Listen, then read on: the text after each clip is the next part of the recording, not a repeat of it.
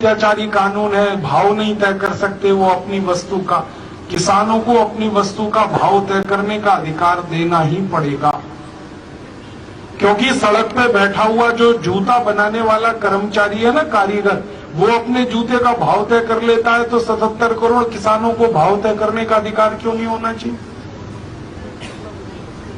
और किसान को मालूम है कितनी मेहनत लगती है, कितना हिम्मत लगती है खेती करने में, शहर वाले को क्या मालूम?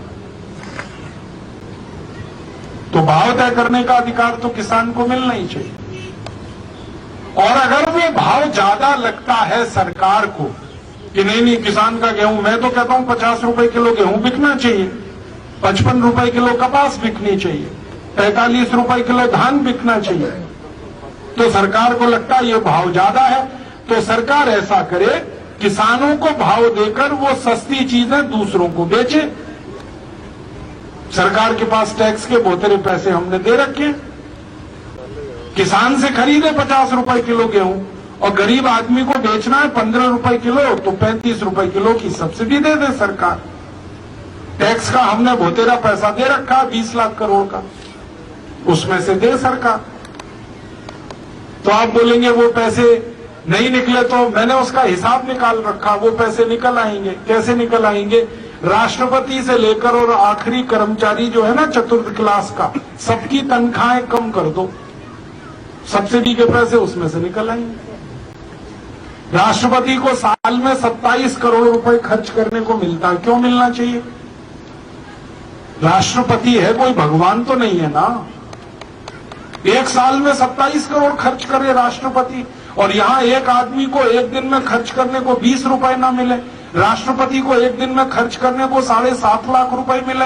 ये कौन सा देश चला रहे हैं हम?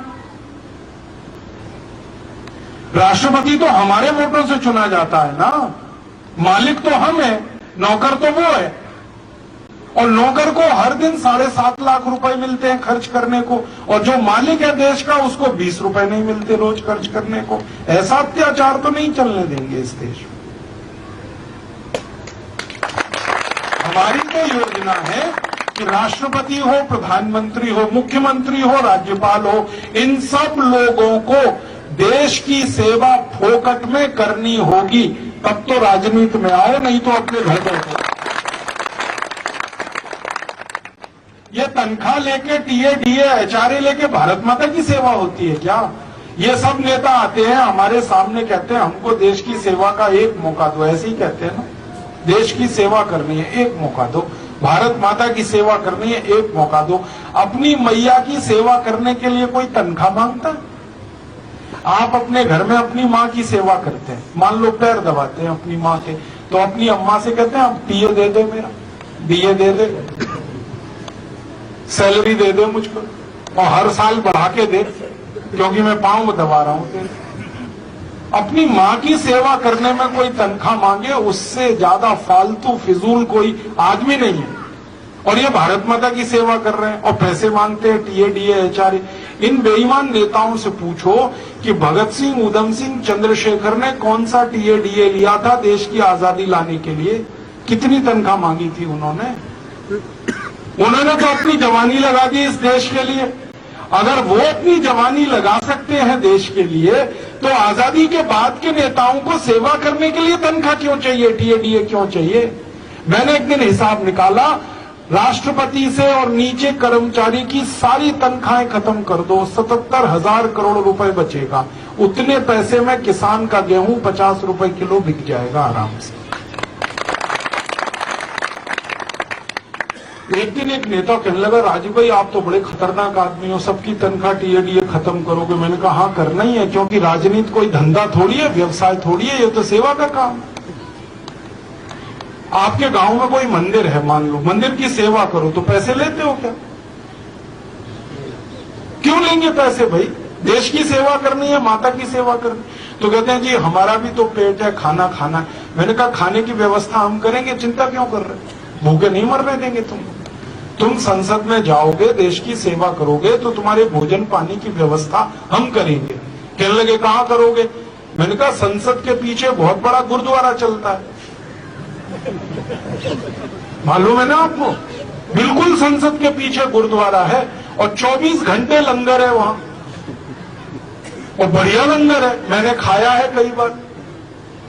रोटी मिलती है बहुत अच्छी, दाल मिलती है, सब्जी मिलती है, बहुत स्वादिष्ट है, और कभी कभी दही भी मिल जाता है, और हलवा तो देसी घी का हमेशा ही मिलता है वहां। तो लंगर में खिलाएंगे सबको। 543 सांसद लोकसभा के, 250 राज्यसभा के, 850 लोगों का लंगर चलेगा। दिक्कत क्या है? कहने लगे ये विधानसभा के एमएलए, तो सब विधानसभाओं के आसपास एक एक गुरुद्वारा खुल जाएगा, सब विधानसभाओं के नजदीक लंगर चलेगा। क्या मुश्किल है? सरदार अभी इतने गरीब नहीं हो गए इस देश में। जो गांव गांव गुरुद्वारा खोल सकते हैं, वो विधानसभाओं के नजदीक भी गुरुद्वारा खुल जाए, वहां भी मिलेगा सबको भोजन पानी, तो सबको मिलेगा, भूखा कोई नहीं मरेगा। फिर कहने लगी जी की कपड़े भी चाहिए। मैंने कहा कपड़े भी दिलवाएंगे। भारत में करोड़ों किसान कपास पैदा करते हैं, उनसे कपास भांगेंगे भीख में, और उस कपास से कपड़े बनवा के दे देंगे सबको, कपड़े भी मिल जाएंगे, और बाकी तो सब मुफ्त में मिलता ही है। आपको मालूम है रेल यात्रा फ्री है सब नेताओं की, हवाई जहाज यात्रा फ्री है सब नेताओं की, बस की यात्रा फ्री है सब नेताओं की, घर फोकट में मिलता है सबको, बिजली फोकट में मिलती है, पानी फोकट में मिलता है, टेलीफोन फोकट में मिलता है। ये तो सब फोकट में मिला ही हुआ है। खाना और कपड़ा ये दिलवा देंगे उनको, फिर तनख्वाह किसके लिए चाहिए?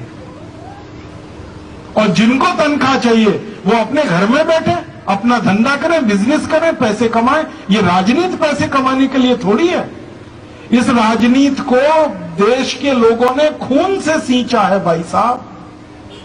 भगत सिंह का खून लगा है, उधम सिंह का खून लगा है, लाला लाजपत राय ने खून दिया है, 7,32,780 क्रांतिवीरों ने खून दिया है इस राजनीति को सींचने के लिए। कोई धंधे के लिए नहीं है, बिजनेस के लिए नहीं है। राजनीति ऐसी बनाएंगे, और संसद और विधानसभाओं में ऐसे ही लोगों को चुनकर लेके जाएंगे जिनको तनख्वाह नहीं लेनी है, टीएडीए नहीं लेना है, एचआरए नहीं लेना है। जो भी पैसा है वो किसानों के लिए है, गरीबों के लिए है, अनाथों के लिए है, उनके लिए पैसा है। ऐसा देश बनाना है, ऐसे कानून बनाने।